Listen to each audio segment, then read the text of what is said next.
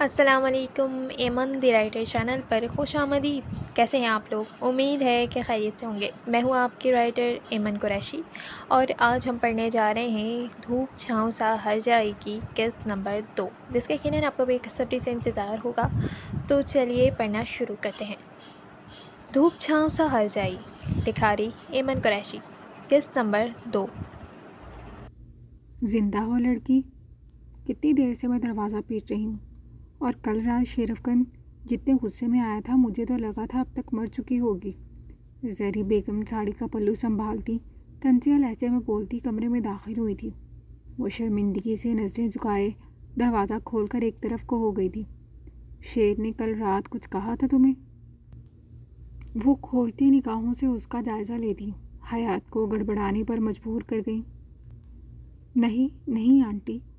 حیات کو اپنا ملگجا سا حلیہ دیکھ شرمندگی ہوئی تھی۔ گڈ۔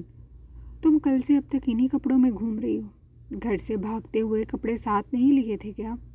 وہ سخت لہجے میں بہت کاری وار کر گئی تھی۔ حیات کی آنکھوں سے ایک آنسو ٹوٹ کر گرتا اپنی اہمیت کھو گیا تھا۔ اے لڑکی، کہاں بھاگی جا رہی ہو؟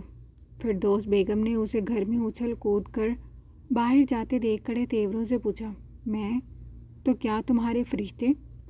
وہ چونکنے والوں میں سے تھی کیا؟ پتہ نہیں نانو، اس کا جواب تو آپ کو فرشتے ہی دے سکتے ہیں۔ فی الحال میں چلی بن کر ہوا۔ وہ بے نیازی سے شانے اچکا کر انہیں ہکا بکا چھوڑ گدھے کے سر سے سینگ کی مانند غائب ہوئی تھی۔ نہایت ہی بدتمیز لڑکی ہے، نہ جانے کس پر چلی گئی ہے۔ فردوس بیگم بڑبڑا کر رہ گئی تھی۔ تم ابھی تک سوگ بنا رہی ہو؟ وہ بلیک ٹراؤزر ٹی شرٹ میں ملبوس باہر آیا تو حیات کو ہنوز روتا ہوا پایا۔ میرے بابا اس دنیا سے چلے گئے تو میں کیا خوشیاں مناؤں، شادیانے بجاؤں؟ حیات کو اس کا عصبی رویہ بری طرح کھلا تھا۔ مرضی ہے تمہاری، مگر پلیز اپنا میلو ڈرامہ ذرا ہلکی آواز میں جاری رکھو، میں سونے لگا ہوں۔ وہ چادر منہ تک تان کر لائٹ بجھا کر نائٹ بلب کی روشنی میں آنکھیں مون گیا، جبکہ بے آواز روتی حیات اب خاموش ہو گئی تھی۔ شیر افکن کا رویہ ناقابل یقین تھا۔ نہ جانے وہ اس سے آخر کس بات کا بدلہ لے رہا تھا جو اس کی محبت میں اپنا سب گنوا بیٹھی تھی، یہاں تک کہ معاشرے میں اپنی عزت بھی۔ حالہ بیبی، وہ جنب لگا کر بستر پر محو استراحت وجود پر کسی بلا کی مانند نازل ہوتی موت کا فرشتہ معلوم ہو رہی تھی۔ اللہ، کیا ہوا؟ کراچی میں اتنا شدید زلزلہ؟ یا اللہ رحم! حالہ تو نیند سے ہڑبڑا کر اٹھتی ہول کر رہ گئی تھی۔ اوور ایکٹنگ کے 20 روپے کٹ، اس سے منہ بسور کر ریمارکس دیے۔ تم تھی دھرتی کے بوجھ، ہر وقت میرے سر پر کیوں سوار رہتی ہو؟ آنکھوں کی خماری لمحوں میں ہوا ہوئی تھی۔ سر دیکھا ہے اپنا ایکس رے مشین؟ اگر میں نے اپنا 2.5 کلو کا ہاتھ رکھ دیا نا تو اگلے سال تک بستر کو پیاری ہو جاؤ گی۔ ہاتھوں کے ندیدہ ڈولے واضح کر دھمکی دی تھی۔ ابے چل دفع ہو یہاں سے۔ نہایت ہی گستاخ لہجہ تھا۔ توبہ توبہ فردوس عاشق اوان، سوری نانی جان، کیا فائدہ آپ کی اس گوری چمڑی کا، شہر کی مہنگی ترین یونیورسٹی میں پڑھنے کا؟ تمیز تہذیب کی تو یہ تیز سے بھی نا واقف ہے۔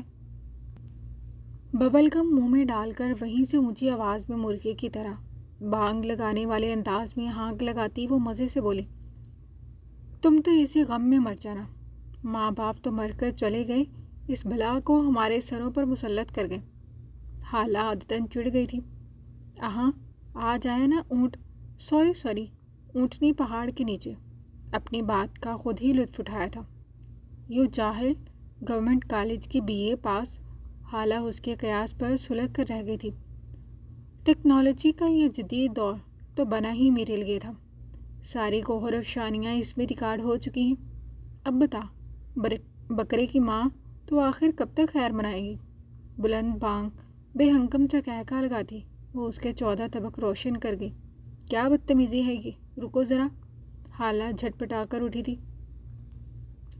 قریب نہیں آنا ورنہ بڑے بڑے اسپیکرز میں لگوا دوں گی۔ کھیل ہمیشہ ایسا کھیلو کہ اپنے ہاتھ ہمیشہ صاف رہیں، ایسا عابسہ صاحبہ کا کہنا تھا۔ عابسہ، میری بہن، میری گڑیا، بتا کیا چاہیے؟ وہ رہی الماری، جو چیز چاہیے وہ لے لے۔ خالہ نے جھٹ پینترا بدلا تھا۔ یہ چیز اسے کہتے ہیں ہینگ لگی نہ پھٹکڑی اور رنگ بھی چوکھا ہی چوکھا۔ بیٹا بھول جاؤ اب یہ سارا سامان تو اب میرا ہوا، مگر میری ایک شرط بھی ہے۔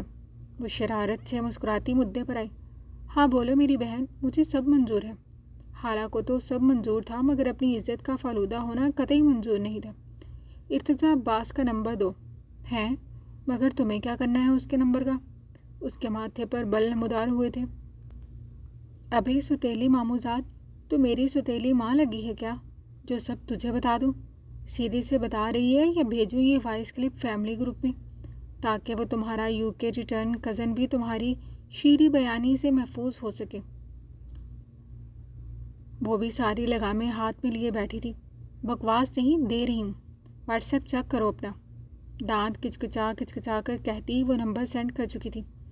ہائے کتنی پیاری ہو تم گوری بھوتنی، اللہ تمہیں مزید چٹا سفید کرے۔ نمبر دیکھتے ہی آنکھیں خوشی سے چمکی۔ کام خط، مطلب یہاں رکنا فضول ہی تھا۔ 1 منٹ، پہلے میں ذرا میسج کر کے چیک کروں، بندہ اوریجنل تو ہے نا؟ شک کی نگاہ سے، اور وہ بھی میڈم نہ دیکھیں، امپاسبل، جبکہ یہ بات محض چڑانے کے لیے کہی گئی تھی۔ ارے واہ تسی گریٹ ہو، یہ تو بالکل کنچا پیس ہے۔ اس کی ٹپوری زبان کے جملے عروج پر تھے، آنکھوں میں شرارتی مسکراہٹ رقصاں تھی۔ وہ ریکارڈنگ ڈیلیٹ کرو جلدی سے، شاباش۔ خالہ ہوش میں آتی دوڑ کر قریب آئی تھی۔ اتنی بھی کیا جلدی ہے، کر دوں گی، پہلے ذرا عالیہ کو ہدایت کر دوں، اگلے 1 ماہ تک خالہ بی بی جو بھی نیا ڈریس لائیں وہ میرے وارڈروب کا حصہ بن جانا چاہیے۔ خالہ کا منہ حیرت کی زیادتی سے کھلا رہ گیا تھا۔ وہ کھسیا کر دانت کچکچا کر رہ گئی۔ مطلب تم نے کیا سمجھا؟ تمہارے یہ بہودہ آدھے اور استعمال شدہ کپڑے پہنوں گی میں؟ اس کے لفظوں میں طنز تھا۔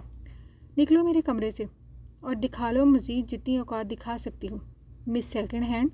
خالہ کا ضبط کا پیمانہ جو ہی لبریز ہوا تھا، وہ چیل کی تیزی سے اس کے نزدیک آتی نازک سے کلائی تھام کر باہر دھکیل چکی تھی، جبکہ وہ تپا کر زبان چڑھاتی پلک جھپکنے میں غائب ہو گئی تھی۔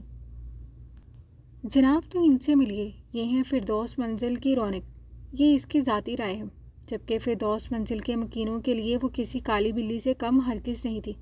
شمس صاحب کی دوسری بیوی کی بیٹی عابسہ اسماعیل، شرمین اور اسماعیل صاحب کی آنکھوں کا تارا، جو بہت مختصر سی زندگی لکھوا کر لائے تھے۔ ماں کے بعد شرمین بیگم کی ساری زندگی سوتیلی ماں کے رحم و کرم پر بڑی کٹھن گزری تھی۔ خدا کر کے اسماعیل صاحب زندگی میں آئے تھے اور پھر اب وہی زندگی ان کی بیٹی کا مقدر ٹھہری تھی۔ مگر 1 منٹ، یہاں بات عابسہ اسماعیل کی ہو رہی ہے نہ کہ شرمین بیگم کی؟ باقی تو آپ سمجھدار ہیں ہی، تو چلیں پڑھتے ہیں کہ کس طرح عابسہ اسماعیل نے اپنے ستیلے ننہالوں کی ناک میں دم کر کے رکھا۔ فردوس منزل میں شمس صاحب کی بیوہ فردوس بیگم، ان کے دونوں بڑے بیٹے اپنے بیوی بچوں کے ساتھ رہائش پذیر ہیں، جبکہ ایک اہم ہستی عابسہ اسماعیل بھی ہے، جو گھر کی نواسی ہونے کی حیثیت سے وہاں قیام پذیر ہے۔ بڑے بیٹے عدیل صاحب کے 4 بیٹے، جبکہ 2 بیٹیاں ہیں، جو پڑھائی کی غرض سے ایک ایک کر کے باہر جا کر 7 شادیاں کر کے دیار غیر کے ہی ہو کر رہ گئے ہیں۔ دونوں بیٹیاں، ایک خالہ جو یونیورسٹی کے آخری سال میں ہے، جبکہ دوسری مینا میڈیکل کی پڑھائی مکمل کر کے اب ہاؤس جاب کر رہی ہے۔ دوسرے نمبر والے ہمدانی صاحب، جن کو اللہ نے 2 بیٹوں سے نوازا ہے، وہ اپنے بیوی اور ایک بیٹے بہو کے ساتھ گھر کے دوسرے حصے میں رہتے ہیں، البتہ ان کا بھی ایک بیٹا باہر رہتا ہے۔ آخر میں بچتی ہے ہماری آفت کی پرکالہ عابسہ، جو پڑھنے کے معاملے میں صدا کی چور، ایک گورنمنٹ کالج سے مر کر BA پاس کرنے کے بعد اب اپنے کرائم پارٹنر سے بس شرطیں جیتنے میں مصروف ہے، مگر ان شرائط کے اس کی ذاتی زندگی پر کیا اثرات مرتب ہونے والے ہیں، اس کا فیصلہ تو وقت ہی کرے گا۔ صبح صادق سے نکلتا سورج ہاشمی ولا کی چھت پر پوری تمکنت کے ساتھ نمودار ہوا تھا۔ حیات کی نئی زندگی کی طویل ترین کٹھن رات آنکھوں میں ہی کٹ گئی تھی۔ وہ رات والی پوزیشن میں ہی جوں کی توں صوفے پر ہی براجمان تھی۔ ابھی کچھ لمحوں پہلے ہی اس کی آنکھ لگ گئی تھی۔ ایک طرف کو سر ڈھلک جانے کے باعث کان سن پڑتا محسوس ہو رہا تھا۔ چپی نیند میں خلل ڈالتی دماغ کی شریانوں کو ہلا دینے والی ہتھوڑے نما آواز نے چونک کر اٹھنے پر مجبور کر دیا۔ حواس باختگی کے عالم میں نگاہیں ارد گرد میں چلائیں۔ मगर शेर अफगन साहब घोड़े गधे बेचकर कंफर्टर में दुबके महवे इस तरह आते। एयर कंडीशन के बायस चिल्ड करते रूम में सर्दी सी महसूस हो रही थी, जबकि कमरे के दरवाजे पर मुसलसल दस्तक जारी थी। वो हड़बड़ाकर होश में आती दरवाजे की सिमत भागी थी। वो जो कोई भी था, आज दरवाज़ा तोड़ देने का मुतमन्नी था। हयात ने एक झटके से दरवाज़ा खोला। जिंदा हो लड़की? कितनी देर से मैं दरवाज़ा पीट रही हूँ, और कल रात शरफगंज जितने गुस्से में कमरे में आया था, मुझे तो लगा था अब तक मर चुकी होगी। जरी बेगम साड़ी का पल्लू संभालती तंजिया लहजे में बोलती कमरे में दाखिल हुई थी। वो शर्मिंदगी से नजरें झुकाए दरवाज़ा खोल कर एक तरफ को हो गई थी। शेर ने कल रात कुछ कहा था तुम्हें? वो खोजती निगाहों से उसका जायज़ा लेती हयात को गड़बड़ाने पर मजबूर कर गई। नहीं नहीं आंटी। हयात को अपना मलगजा सा हुलिया देख शर्मिंदगी हुई थी। गुड। तुम कल से अब तक इन्हीं कपड़ों में घूम रही हो। घर से भागते हुए कपड़े साथ नहीं लिए थे क्या? वो सख्त लहजे में बहुत कारी वार कर गई थी।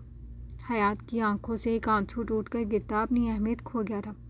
अच्छा, अब मिडिल क्लास लड़कियों की तरह सुबह सुबह ये टस्वे ना भाओ। उनके लहजे में छुपी हकारत वाज़े महसूस की जा सकती थी। हयात ने जल्दी से आंखें खुश की। शेर अब तक सो रहा है। घड़ी में वक्त देखा, जहाँ सुबह के 10 बज रहे थे, मगर लाड साहब को तो आदत थी दिन चढ़े तक नींदें पूरी करने की। खैर हटो लड़की, मैं सुबह सुबह अपना मूड ख़राब नहीं कर सकती।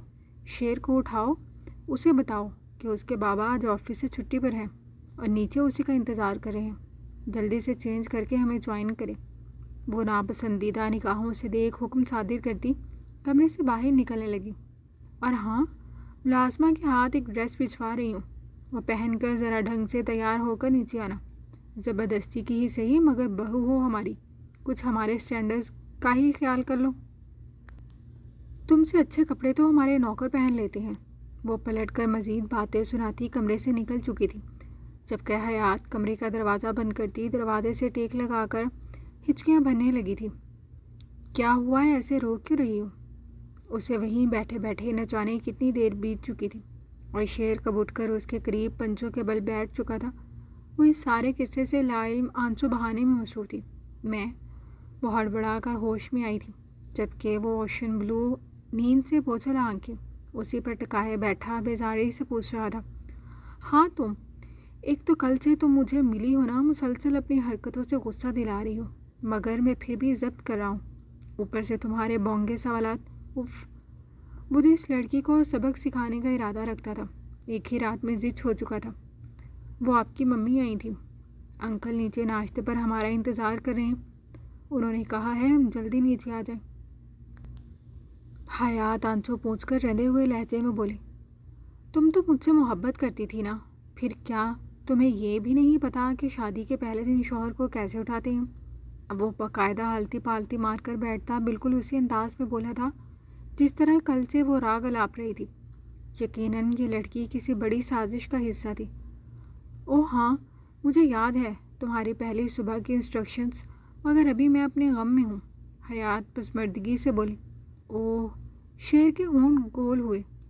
और बाकी की बातें तो याद है ना? चलो उठकर मेरा आज पहनने वाला ड्रेस निकालो, मैं भी देखूँ मेरी मोहब्बत में तुम्हें क्या कुछ याद है। वो इज्जत भरे अंदाज में बोलकर खड़ा होता खुद वॉशरूम में घुस गया। मुंह खोले बैठी हयात गड़बड़ा कर सीधी हुई। उसके अल्फाज कहीं मुंह में ही रह गए थे, जबकि वो बोतल के जिन की मानिंद गायब हो चुका था। मुझे क्या पता ये क्या पहनेंगे, इस बारे में तो हमारी कभी बात ही नहीं हुई। लबों पर हाथ रखे वो पुरसोच नजर आ रही थी। जब एक वॉशरूम का दरवाज़ा खोलता शेर, एक हाथ से बालों में तौलिया चलाता बाहर आता, उसे साकित पुरसोच खड़ा देख हैरानी से ठहर गया। तुम अभी तक यहीं खड़ी हो, मेरे कपड़े नहीं निकाले? उसके सवाल पर वो चौंका होश में आई। वो मैं सोच रही थी कि हमारी इस बारे में तो कभी बात ही नहीं हुई। मुझे क्या मालूम आप किस तरह के कपड़े पहनते हैं। शेर को मामले की गंभीरता का अंदाज़ा अब हुआ था। वाकई इतनी काम की बात पर हमने कभी बात ही नहीं की। शेर हैरत से मुंह बनाता उसके नज़दीक आया जो होंग बनी खड़ी थी। नहीं, चलो आ जाओ, फिर आज हम इस अहम मौजू पर तफसीली बात कर लेते हैं। वो उसके कंधों पर हाथ रखता अपने हिसाब में लिए कमरे से मुंसलिक ड्रेसिंग रूम की जाने बढ़ा। वो नासमझी से उसके साथ वहाँ खिंची चली गई, मगर कमरे से एक दूसरे कमरे में दाखिल होते उसकी आंखें फैल गई थीं। جہاں وہ وارڈروب کا سلائڈنگ ڈور سرکاتا ہر چیز واضح کر گیا تھا۔ سامنے لگے دیوار کے آئینے میں اپنا وجود بہت معمولی سا لگا تھا۔ کپڑوں کے ڈھیر میں سے ہینگر نکال کر وہ جانے کیا سمجھا رہا تھا۔ نیچے کے حصے میں شوز پہ کی اتنی ساری کلیکشن دیکھ وہ واقعی تھم سی گئی تھی، جبکہ اب وہ اس کا ہاتھ پکڑے دوسرے حصے میں آیا، جہاں ڈریسنگ ٹیبل پر سینکڑوں قسم کے پرفیومز کی کلیکشن موجود تھی، جن کے شاید وہ برانڈ سے بھی ناواقف تھی۔ سب سے اہم یہ میری رسٹ واچ ہے۔ کلائی کی گھڑی کے بغیر تمہیں گھر سے قدم باہر بھی نہیں نکالتا، تو روز یہ ساری چیزیں نکالنا اب سے تمہاری ذمہ داری ہے، سمجھ رہی ہو نا؟ وہ اسے پورے ڈریسنگ روم میں سے گھماتا واپس کمرے میں آ گیا تھا، جبکہ وہ محض سر ہلا کر رہ گئی۔ چلو آج کے لیے اتنا کافی ہے، آج میں اپنا ڈریس خود چوز کر رہا ہوں، کل سے تم میرے لیے ڈریس سلیکٹ کرو گی، پھر میں وہی پہنوں گا۔ وہ بھلا کیا کہتی کہ ہر چیز کی کھیپ دیکھ اس کا دماغ ہی گھوم گیا تھا۔ بلکہ کام کریں گے، آج میں اپنی ڈریسنگ سے میچ کرتے ڈریسز، جیولری، سینڈلز سب تمہارے لیے آن لائن آرڈر کر دوں گا۔ Newly married couple goals same پہنیں گے۔ وہ ایک آنکھ بلنک کرتا اسے گڑبڑانے پر مجبور کرتا اپنا ڈریس لے کر خود ڈریسنگ روم میں غائب ہو چکا تھا، جبکہ وہ خالی دماغ کے ساتھ جہاں تھی وہیں رہ گئی تھی۔ یہ اچانک بدلاؤ اس کی سمجھ سے باہر تھا۔ غروب آفتاب کا وقت قریب تھا۔ یونیورسٹی کی کیفیٹیریا میں شیشے، سگریٹ اور پرفیومز کی ملی جلی سی مہک پھیلی ہوئی تھی۔ سیمسٹر بریک کی وجہ سے یونی میں رش نہ ہونے کے برابر تھا۔ ایسے میں چند یونی اسٹوڈنٹس کے علاوہ کیفے کے دوسرے حصے میں موجود تھے۔ جانی، آج کا کیا سین ہے؟ وہ تینوں یونیورسٹی کے کیفیٹیریا میں بیٹھے فلیور شیشہ پی رہے تھے، جبکہ ارتضیٰ عباس لب بھینچے موبائل پر ٹائپنگ میں مشغول تھا۔ وہ 2 روز قبل ہی اسلام آباد سے واپس لوٹا تھا، مگر جس ہستی سے خاص الخاص ملاقات کے لیے وہ یہاں آیا تھا، اس نواب کا تو نمبر ہی بن جا رہا تھا۔ رات تو ہو جانے دے، سین بھی بنا لیں گے، نعمان زمانی لہجے میں گویا ہوا۔ ہاں، مگر آج کا سین کل والے سے بہتر ہونا چاہیے، اس بار کچھ نیا ٹرائی کریں گے۔ ارحم کا کہکہا بے ساختہ تھا۔ کیوں، کل والے میں کیا خرابی تھی؟ اس کا اشارہ لیلا کی طرف تھا۔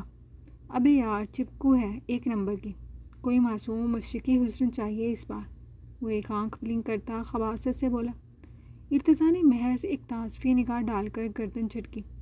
ہو جائے گا، فکر نہیں کر جیتے۔ دنیا جہاں سے غافل وہ دونوں کیفے کے اندرونی حصے میں اپنی ہی ہانکنے میں مصروف تھے، جبکہ ارتضیٰ محض وقفے سے شیشہ پینے میں مصروف تھا۔ یار ارتضیٰ، تو بھی تو کچھ بول۔ اب نعمان کا رخ ارتضیٰ عباس کی جانب ہوا۔ وہ چونک کر متوجہ ہوا۔ سوچنا بھی بد کہ میں تمہارے فضول سے پلان کا حصہ بنوں گا، ایسی بےہودگیاں تمہیں کو مبارک۔ اوئے ہوئے شریف بچہ۔ دونوں ہاتھ پر تالی مارتے ہوئے ہوٹنگ کرنے والے انداز میں خباثت سے مسکرائے۔ کتنے ہی لوگوں کی توجہ ان بگڑے ہوئے امیر زادوں کی طرف گئی تھی، جو کئی سال پہلے ہی ڈگری مکمل کر کے جا چکے تھے، مگر جب دل چاہتا تھا وہ اکثر شام میں یہاں محفل لگا کر بیٹھ جاتے تھے۔ چلو تم دونوں دن اور رات کلرفل کرنے کا پلان بناؤ، میں نکلتا ہوں، میری تو 2 گھنٹے کے بعد کی دبئی کی فلائٹ ہے۔ وہ فوری اسپاٹ سی نظر ڈال کر اٹھ کھڑا ہوا تھا۔ کتنی ہی حسرت بھری نگاہوں نے دور جاتے اس شاندار سے شخص کو آنکھ بھر کر دیکھا تھا، جس کی بے نیازی عروج پر تھی۔ سانولی سی رنگت، لمبے سلکی کمر کو چھوتے گھنے بال، جن کا آگے سے بیبی کٹ کروا رکھا تھا، چہرے پر جھولتی شریر لٹیں، بڑی بڑی گہری سیاہ آنکھیں اور چپٹی سی ناک، وہ ہو بہو اپنی ماں جیسی ہی تھی۔ عام سی شکل و صورت والی آبچہ کی فردوس منزل میں کوئی خاص حیثیت نہیں تھی۔ مامیاں تو دیکھتے ہی حقارت سے رخ موڑ لیتی تھی، مگر وہ بھی انتہا کی ڈھیٹ تھی۔ جان پوچھ کر اپنے چہرے مبارک کا دیدار دن میں 10 مرتبہ تو لازمی کرا دیتی تھی۔ بقول چھوٹی مامی کے تم کالی بلی کی طرح راستہ نہ کاٹا کرو، سارا دن خراب گزرتا ہے تو یوں سمجھ لیجئے پچھلے 16 سالوں سے فردوس منزل کے مکین سنکٹ میں چل رہے ہیں۔ وجہ عابسہ اسماعیل کی موجودگی جو ٹھہری۔ ان آنکھوں میں ڈوب جانے کو ہم بے قرار بیٹھے ہیں، ایک پل میں سب لٹانے کو ہم بھی تیار بیٹھے ہیں۔ حالانکہ گھورتی سخت نگاہیں اسی پر مرکوز تھیں جس کی شوخیاں عروج پر تھیں۔ اوری مراسن کی اولاد، چل خاموش ہو کر پرے کو بیٹھ جا رہی، جب دیکھو فضول ہانکتے پھرے ہیں۔ फिरदौस बेगम जो लाउन से गुजर रही थी उसे फौरी छिड़क गई। हैं नानी जान, सच में मैं मरासन की औलाद हूँ? क्या पहले ज़माने में नाना अबू का ख़ानदान मरासी था? वो चहक कर बोलने के अंदाज में पुरसोच सी हो गई थी। इधर आ रही कमबख्त, शर्म ना आई अपने नाना मरहूम पर ऐसी तोहमत लगाते हुए? वो सफ़ेद गरारा और शॉर्ट कमीज़ में दुपट्टा दुरुस्त करती छड़ी से उसकी कमर बजा गई थी। उफ़ अल्लाह, ज़ालिम नानी, अल्लाह पूछेगा, यतीम पर जुल्म ढाते ज़रा जो शर्म आती हो। फिरदौस आशिक़वान दुहाइयाँ अंदाज में आखिरी लफ्ज़ सिर्फ बड़बड़ा कर रह गई थी। ना, तुझे कौन सी शर्म व हया छूकर गुजरी है? लंबे खंबे जैसी हो गई है, मगर तौबा करो जी, जो कभी ढंग की बात करे या कभी रोज़ा नमाज करती नज़र जो आए। उनके अंदाज में सख्ती ऊद आई थी, जो अमूमन आपसा को मुखातिब करते वक्त आ जाती थी। नानी जान, मैं मासूम क्या नमाज पढ़ूं, तौबा करूं, जो कभी अपनी नानी को इस उम्र में अल्लाह अल्लाह करते देखा हो तो कुछ अच्छा सीखूं भी। इस उम्र में फरजाना आंटी की सास तो हर वक्त तस्बीह पकड़े अल्लाह को याद करती रहती है कि क्या पता अर्श से कब लावा आ जाए, मगर भला हो हमारी नानी का। लहजे में मसूई अफसोस दर आया था। कमबख्त, मजाल है जो तेरे मुंह से कभी अच्छी फाल जो निकली हो। हर वक्त बदफालें निकालती रहती है। मेरी कोई उम्र है अभी अल्लाह के घर जाने की? फिरदौस बेगम अपना 2.5 किलो का हाथ उसकी कमर पर बजाती दहल कर रह गई थी। ना ना नानी, तो क्या अभी मेरी कोई उम्र है संजीदा खातून की तरह बातें बनाने की? वो भी हाथ अचाकर उनकी बात वापस लौटा गई थी। तौबा है भाई तौबा, अल्लाह तेरा लाख लाख शुक्र है कि मेरी कोई बेटी नहीं थी। कैसी कसभर की ज़ुबान है लड़की तुम्हारी, ज़रा पूछ जाकर अपने ददियालियों से। अपनी माँ का हुस्न सलूक, ऐसी आला तरबियत की थी मैंने तेरी माँ की कि दुनिया रश्क करती थी, रश्क के सतीली होकर भी कड़ी निगाह रखी थी तेरी माँ पर, वरना वो भी तेरी नानी जैसी ही होती, दूसरों का घर उजाड़ने में मास्टर। अब तू भी उसी के नक्शे कदम पर चल रही है। नानी बेगम वहीं सोफे पर दराज होती तेज़ आवाज़ में गुजरा वक्त याद करती अपनी कारस्तानियों से भी आगाह कर गई थी। वो तो मेरी माँ थी, बेचारी भोली भाली सीधी सादी अल्लाह मियाँ की गाय, आप जैसे जल्लाद के हाथों चढ़ गई। मैं पागल थोड़ी हूँ, शर्मीन ने समझने की कोशिश भी की ना तो लोहे के चने चबवा दूंगी। नानी बेगम सही कहती थी, इसकी ज़ुबान के आगे खंदक ही आबाद थी। दफ़ा हो हमारी तरफ से, भाड़ में जा, हमें क्या। अरे बहू रानी, ज़रा अदील मियाँ को बोलो इस फितने के लिए किसी मुनासिब घर का रिश्ता ढूंढे, ताकि जल्द अज जल्द इसे यहाँ से चलता करे। पोत के पाँव पालने में ही नज़र आ जाते हैं, मेरी तो जान ही हर वक्त सूली पर लटकी रहती है। सौतेली नानी जान, आखिर मेरी शादी की क्यों है इतनी फिक्र, जब आपसा का दुल्हा है इधर। आबिसा एक अदा से डायलॉग बोलती उन्हें सटपटाता हुआ छोड़कर वहाँ से भाग चुकी थी, जबकि सामने से आती फिरदौस बेगम की छोटी रिश्ते की बहन इस घोर अफशाई पर नाक भूए समेट कर रह गई। बाजी, इस लड़की की लगामें कस के रखें ज़रा। लो भला बताओ, कैसी दिलेरी से किसी पराए मर्द का जिक्र कर रही थी। वो हाथ मुंह पर रखती तौबा तौबा कर गई थी। छोड़ो इसे, तुम बताओ कैसी हो। अब गीना बेटी का रिश्ता तय हो गया? वो नज़रअंदाज करती बातों में मशगूल हो चुकी थी, जबकि वो अब तफसील से आगाह कर रही थी। ब्लैक जीन्स पर ब्लू शर्ट पहने, बालों को स्टाइल से सेट किए, खुशबुएं बिखेरता वो मर्दाना वजाहत शुदात का शिकार मर्द गुनगुनाता हुआ ड्रेसिंग रूम से बाहर आया। सोफे पर बैठी हयात चंद लम्हे तो बगैर पलकें झपके ट्रांस में उसे देखे गई थी। दीद की तलब ऐसी थी कि जितनी मैसर आ रही थी तिश्नगी मज़ीद बढ़ती चली जा रही थी। जिसको अब तक महज तस्वीरों में देख रखा था, मुकाबिल आने पर वो अपनी सुध-बुध गंवा रही थी। क्या वाकई ये शानदार सी शख्सियत वाला शख्स उसी का नसीब था? हयात को बेसाख्ता ही अपनी किस्मत पर रश्क आया था। जो बेड के कोने पर बैठा जोगर्स पहन रहा था, मगर हाथ में घड़ी के बजाय एक ब्रेसलेट मौजूद था। हयात ने बहुत गौर से उसकी तैयारी का जायज़ा लिया था, जो किसी लाउबाली से लड़के की ड्रेसिंग के कमाल का लग रहा था, जबकि 3 पीस वाले तस्वीरों में तो वो किसी सल्तनत के शहजादे से कम हरगिज़ नहीं लगता था। हयात जानू, नज़र लगाओगी क्या? वो उसकी महवियत नोट करता 2 कदम नज़दीक आकर शरारत से बोला। नहीं नहीं, वो मैं। हयात गड़बड़ाकर होश में आई। वो नीली आंखों में मानी खेजी सी चमक लिए उसे ही घूर रहा था। तुम अभी तक यूं ही खड़ी हो, चेंज नहीं किया? शेर अफगर ने उसे कल वाले मैले कपड़ों में मलबूस देख पूछा, तो हयात का ध्यान भी अपने कपड़ों की जानिब हुआ। वो मैं क्या पहनूं, मेरे पास तो कोई ढंग का ड्रेस भी नहीं है। हयात मुंह बनाकर ज़रा बेचारगी से बोली। شیر کو اس کی بیچاری صورت دیکھ بے ساختہ ہی کسی کی یاد آئی تھی۔ اف، لڑکی، رات کو ہی تمہارے کچھ ڈریسز منگوا لیے تھے بابا نے، وہ شاپر چیک کر لو۔ شیر نے اس کا دھیان ڈبل سیٹر صوفے پر رکھے شاپر کی جانب کرا۔ اوہ تھینک یو، میں دیکھتی ہوں۔ کل رات سے حیات کی توجہ کہیں اور چاہ ہی نہیں سکی تھی۔ Purple dress? مگر شیر، آپ نے تو کہا تھا کہ آپ کو یہ رنگ بالکل بھی پسند نہیں ہے۔ شیر جو موبائل میں مصروف صوفے پر بیٹھ کر انتظار کرنے لگا تھا کہ اس کی بات سن کر اچانک چونکا۔ کیا مسئلہ ہو گیا اب تمہارے ساتھ؟ اس کا موڈ ایک بار پھر بگڑا تھا۔ حیات اسے رات والے انداز میں آتا دیکھ سہم گئی تھی، جو اب سخت نظروں سے اسے ہی گھور رہا تھا۔ وہ یہ رنگ، دانتوں میں لب دبائے شیر کی غصیلی نگاہوں میں دیکھ وہ لفظ ادھورے چھوڑ گئی۔ تو پہنو جلدی، کھڑی کھڑی میری شکل کیا دیکھ رہی ہو؟ وہ جو کل سے خود پر ضبط کیے معاملے کو اپنے طریقے سے ڈیل کرنا چاہ رہا تھا کہ اس کی غیر متوقع شکوے پر تیز آواز میں بولا۔ اس اچانک دھاڑ پر حیات کے حلق سے چیخ نکل گئی تھی۔ سنو لڑکی، یہ ڈرامے بازیاں کہیں اور جا کر دکھانا۔ اب جلدی سے جاؤ اور 10 منٹ کے اندر تیار ہو کر باہر آؤ۔ دیوار گیر گھڑی پر نظر ڈال کر وہ حکم سناتا اس کی سانسیں خشک کر گیا تھا۔ اب جاؤ بھی۔ حیات ہڑبڑا کر ہوش میں آتی واش روم کی جانب بھاگی۔ پتہ نہیں کون سا زبردستی کا ڈھول میرے گلے میں آ گیا۔ شیر، یہ رنگ تو آپ کو پسند نہیں ہے نا؟ آئی بڑی میری پسند ناپسند کو سمجھنے والی۔ خود سے بڑبڑاتا وہ اس کی نقل اتارتا بچوں جیسی حرکت پر خود ہی کو کوس کر رہ گیا۔ اف، اس لڑکی نے تو مجھے ایک ہی دن میں پاگل کر دیا ہے، شیر جھنجھلا کر رہ گیا۔ ایئر کنڈیشن کی تیز کولنگ سے آف وائٹ تھیم سے سجا LED لائٹس کی دھندیا روشنی سے جگمگ کرتا کمرہ ٹھنڈا برف ہو رہا تھا۔ ہلکی کڑھائی اور فل بازوؤں پر ستارہ ورق سے مزین جامنی اور آف وائٹ کنٹراسٹ سوٹ کا بڑا سا شپون کا دوپٹہ کندھے پر سیٹ کرتی وہ ڈریسنگ روم سے ذرا جھنجھلائی ہوئی سے باہر آئی تھی۔ کمرے کی ٹھنڈک محسوس کر جسم میں ایک سر سی لہر دوڑ گئی تھی۔ سر کے بیچ سے مانگ نکال کر دونوں سائڈ پر بال ڈال رکھے تھے، جبکہ ہاتھوں اور کانوں میں سوٹ کی میچنگ کے ایئر رنگس اور چوڑیاں پہن رکھی تھی، جو شاید ساتھ ہی آرڈر کی گئی تھی۔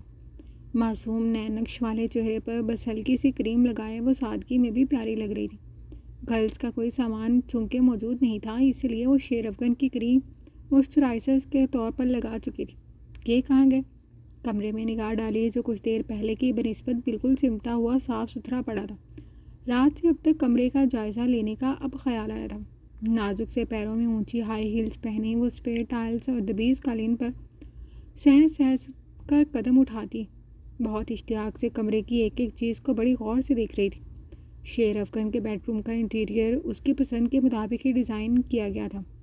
یہ کمرہ 2 حصوں پر مشتمل تھا۔ ایک حصے پر کمرے کے بیچوں بیچ ڈبل ماسٹر بیڈ لگا ہوا تھا، جس کے عین پیچھے ایک لارج فوٹو فریم تھا، جس میں اس کے ساتھ ایک لڑکے کی تصویر بھی تھی۔ بلیک گاؤن اور کیپ پہنے کھڑے وہ دونوں لڑکے کندھوں پر ہاتھ رکھے مسکرا رہے تھے۔ وہ یقیناً یونی کے کنوکیشن ڈے کی یادگار تصویر تھی۔ کمرے کے رائٹ ہینڈ گلاس ونڈو سیدھی گھر کے گارڈن میں کھلتی تھی، جبکہ ذرا فاصلے پر رکھا صوفہ کم بیڈ سے لیفٹ ونڈو سے سیدھی نظر گھر کے سوئمنگ پول ایریا پر جاتی تھی۔ کمرے کے دوسرے حصے کی اضافی بتیاں بجھا رکھی تھی، جہاں سفید براق 3 سیٹر اور 1 سیٹر صوفہ سیٹ اور عین وسط میں شیشے کی ٹیبل پڑی تھی۔ صوفہ کم بیڈ کے ساتھ رکھا گٹار اس کی توجہ اپنی جانب کھینچ چکا تھا۔ حیات ایک دم دل میں اٹھتی، چھو کر دیکھنے کی خواہش پر لبیک کہتی، چھوٹے چھوٹے قدم اٹھاتی نزدیک آئی تھی۔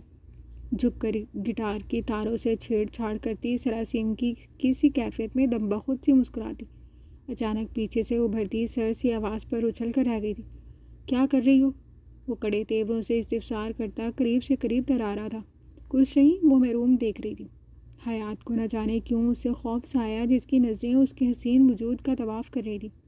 دراز قد، کتابی چہرہ، گھور سیاہ آنکھیں، پشت پر پھیلی ناگن کی طرح بل کھاتی زلفیں، تیکھے نئے نقش، مغرور اٹھی ہوئی ناک، سراپا حور۔ وہ لڑکی خود میں عجیب سی مقناطیسی کشش لیے ہوئے تھی۔ نہ چاہتے ہوئے بھی ان کی نگاہیں اس کی شرم سے پلکوں کے اٹھتے گرتے رقص میں الجھ کر رہ گئی تھی، جو خائب سی دوپٹے سے گھیر رہی تھی۔